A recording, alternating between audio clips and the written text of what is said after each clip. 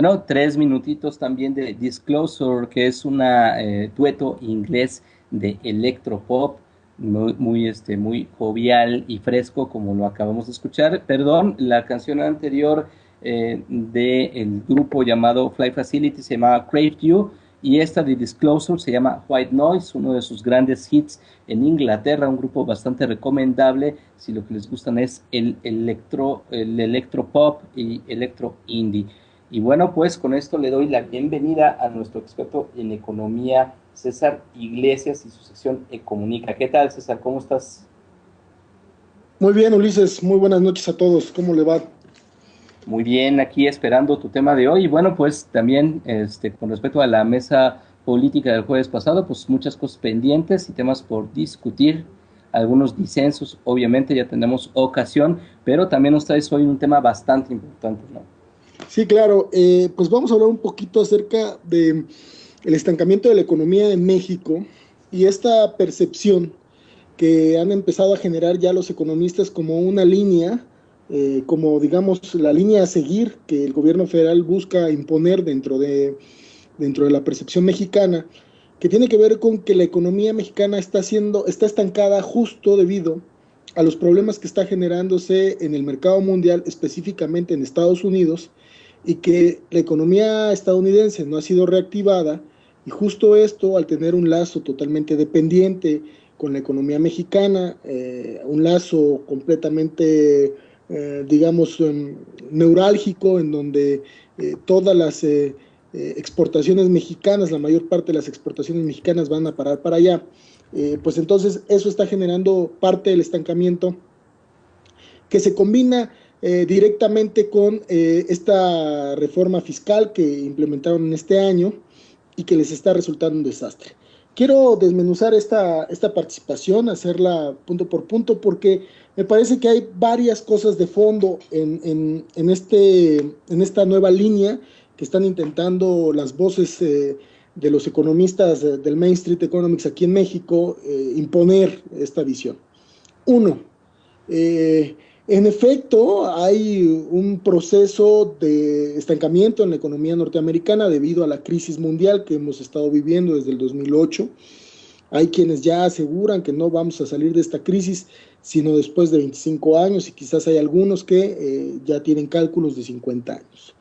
Pero en efecto, tenemos la crisis del 2008 que está marcando un antes y un después en la relación de la economía norteamericana, y que está generando un proceso en donde existen reacomodos en inversiones para, desde ahí, la disputa por la hegemonía económica del siglo XXI entre Estados Unidos, Rusia, Brasil, China, digamos todos estos países emergentes en esta nueva forma de multipolaridad que se está despegando. Sí, sí existe esto.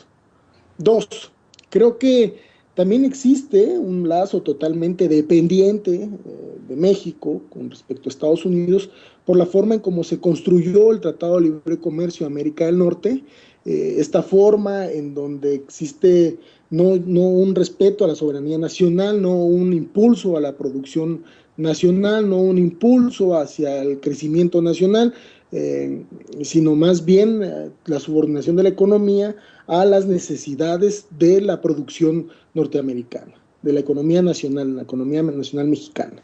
Desestructuraron el campo, ese es uno de los ejemplos devastadores de esta situación.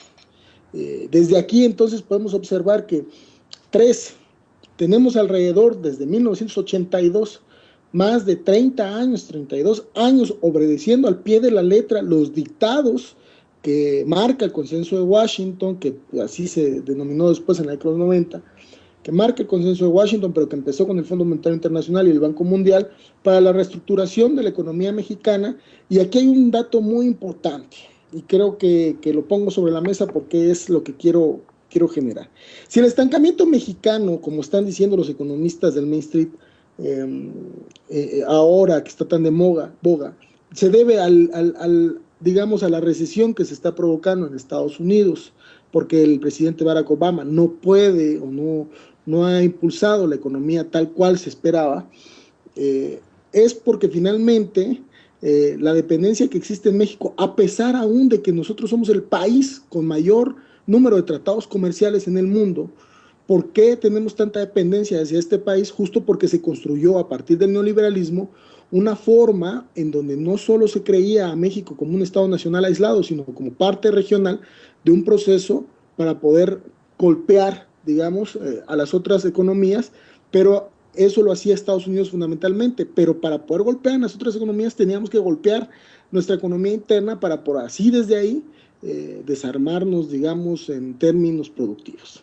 Bien, entonces tengo esta situación. Eh, a mí me parece entonces que aquí están utilizando algo que Carlos Facio está viendo muy bien para Venezuela, en donde dicen, la economía mexicana está entrando en una crisis, es cierto, está entrando en una crisis y necesita reformas estructurales para poder revertir este proceso, pero justo lo que estoy narrando está diciendo que esto va en contra totalmente del proceso como debería suceder, sino más bien deberíamos de agarrar y desmontar lo que ya se ha hecho. Pero entonces, como estamos en crisis, necesitamos de las reformas como una enfermedad, como un enfermo, un paciente enfermo que necesita ser curado de manera radical. Esas fueron las palabras, digamos, con las que se inició el sexenio.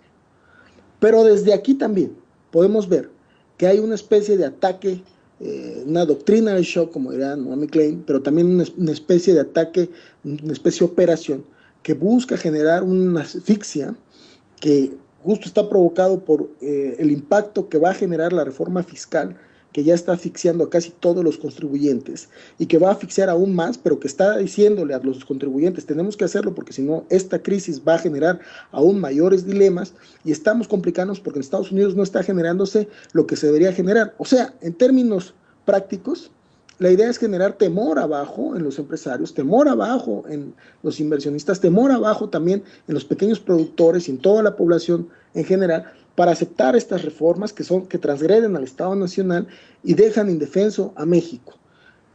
Y también me parece de un cinismo increíble, este cantinfleo que existe en el gobierno federal. Un día dicen que vamos a crecer al 3, un día vamos a crecer al 6, un día que vamos a crecer al 5. Y finalmente lo que están diciendo, lo que están queriendo ver es que sí va a haber un crecimiento, pero no va a haber desarrollo. Y le van a apostar al crecimiento justo para poder evitar que cualquier tipo de crecimiento, que cualquier tipo de desarrollo o cualquier tipo de descontento por este crecimiento más bien, cualquier tipo de descontento por este crecimiento va a ser detenido. El Estado va a estar ahí para garantizar que el crecimiento funcione y no para que el desarrollo se dé. Si en términos democráticos, en la economía, algo se debería jugar, debería de ser que el crecimiento no puede ir de la mano sin el desarrollo. Creo que aquí te tendría un poco la participación. Carlos, César, perdón, yo ando, pero es que me quedé con lo de Facio. Este asunto del miedo como mecanismo de control y esta permanente contradicción, César, que describes, la contradicción, esta pregunta que hace Facio de decir, ¿en verdad estamos en una crisis? Yo no sé, la mayor parte de la gente quizás no lo percibe de esta manera porque vamos viviendo la vida de manera rutinaria y cotidiana, pero décadas y décadas y décadas y décadas de crisis en el país, cuando la mayor parte de las personas también logra reconocer que somos un país suficientemente productivo, todos, bueno, mucha gente es productiva, trabaja, en términos formales y en términos informales, en fin, hay muchas fórmulas de riqueza económica que están siendo sobreexplotadas y nada más estamos viendo pasar por nuestros ojos crisis y pobreza y la concentración de capitales en unas cuantas manos y sobre todo, no sé si a lo mejor estoy en un error, pero terminamos siendo el sustento de otro tipo de desarrollos económicos, en este caso, por ejemplo, Estados Unidos, quizás algunos otros que yo no podría saber porque pues, no soy un especialista en ello, pero lo que decías hace un rato me llama mucho la atención. Seguir los dictados del consenso de Washington, al pie de la letra, las instrucciones del Fondo Monetario Internacional y todos estos organismos económicos. Hay esta cancelación, digamos, intencional completamente de la producción interna y lo único que se me ocurre imaginar es, somos una sociedad terriblemente clasista, una sociedad aspiracional, y las personas que ahora ocupan el gobierno son de una pobreza intelectual enorme, pero fundamentalmente están imbuidos en este tipo de dinámica, han consumido este cliché clasista y aspiracional, y mi pregunta es, ¿existe alguna explicación? Yo digo eso, digo, pero evidentemente puede haber muchísimas más y tú como especialista pues seguro tendrás otras, ¿no? Para este eclipse de la producción interna en México, para esta crisis de décadas y décadas y décadas en las que evidentemente el discurso del gobierno federal en este caso es una absoluta contradicción. Mira, yo, creo que este tema da para más. Voy a ser muy sucinto en lo que creo, a ver si puedo contestarte esto. Desde mi perspectiva, creo que se hicieron dos cosas. El petróleo se utilizó para que las compañías en México no pagaran los impuestos que deberían de pagar. Pero también el petróleo se utilizó para engordar al Estado. ¿Qué significa? Que la burocracia creció. Entonces toda esa gente que era expulsada del campo porque ya no había forma de permanecer en él, todas esas personas que han estado en la ciudad y que han engrosado sus filas dentro de la ciudad, buscaron de una u otra forma enlistarse en las filas de la burocracia nacional. Creo que eso, en estas dos pinzas, generó, digamos, un soporte, porque no es la industria quien está haciendo que la economía pueda crecer, no lo es. Es el petróleo indirectamente también. O sea, el petróleo de manera indirecta está generando que la burocracia pueda sostenerse. Aguas, porque sin él esto se viene abajo. Ellos están apostando porque las pequeñas y las medianas empresas que vayan a necesitar, que va a necesitar Pemex, puedan jalar un poco de ese empleo. Pero quién sabe, yo creo que están dispuestos a ir más lejos. Y uno de los experimentos que nosotros tenemos a la vista son dos países que no son específicamente subdesarrollados, ¿eh? Es Grecia y es España. Creo que han apostado a que pueden mantener afuera del proceso de trabajo a un amplio margen de la población y no pasa nada. Y en efecto no está pasando nada. Y bueno, creo que este tema da para más y ojalá podamos discutirlo en la próxima ocasión. Bueno, pues César, en efecto, yo creo que es un tema, bueno, la pregunta que hizo Raúl es bastante extensa, yo creo que se podrían responder muchas cosas a partir del planteamiento que hizo, apenas de manera muy precisa acabas de responder una, y bueno, pues esperemos que igual y continuamos con este tema en tu siguiente participación, si tú así lo consideras, para extender precisamente las respuestas y las explicaciones que nos puedes dar en cuanto a algo tan difícil, tan complejo y de tan necesario análisis como es la crisis en México, existe o no existe y a qué obedece. Muchas gracias, César, por esta noche. Muchas gracias, Ulises, muchas gracias a todos, que pasen buena noche. Buenas noches. Y vámonos a música, en el último corte musical. La estadounidense no ha sido reactivada y justo esto, al tener un lazo totalmente dependiente con la economía mexicana, un lazo completamente, digamos, neurálgico, en donde todas las exportaciones mexicanas, la mayor parte de las exportaciones mexicanas van a parar para allá, pues entonces eso está generando parte del estancamiento.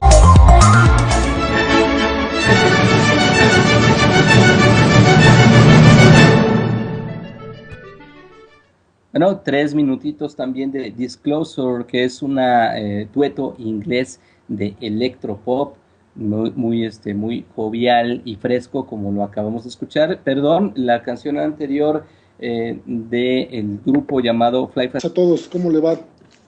Muy bien, aquí esperando tu tema de hoy. Y bueno, pues también con respecto a la mesa política del jueves pasado, pues muchas cosas pendientes y temas por discutir, algunos disensos, obviamente ya tenemos ocasión, pero también nos traes hoy un tema bastante importante, ¿no?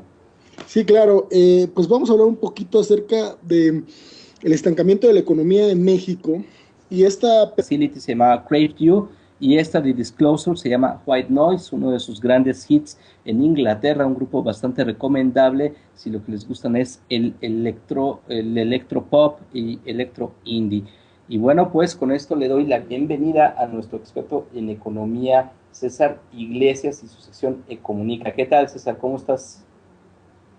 Muy bien, Ulises, muy buenas noches. Percepción que han empezado a generar ya los economistas como una línea, como digamos la línea a seguir que el gobierno federal busca imponer dentro de la percepción mexicana, que tiene que ver con que la economía mexicana está estancada justo debido a los problemas que está generándose en el mercado mundial, específicamente en Estados Unidos, y que la economía estadounidense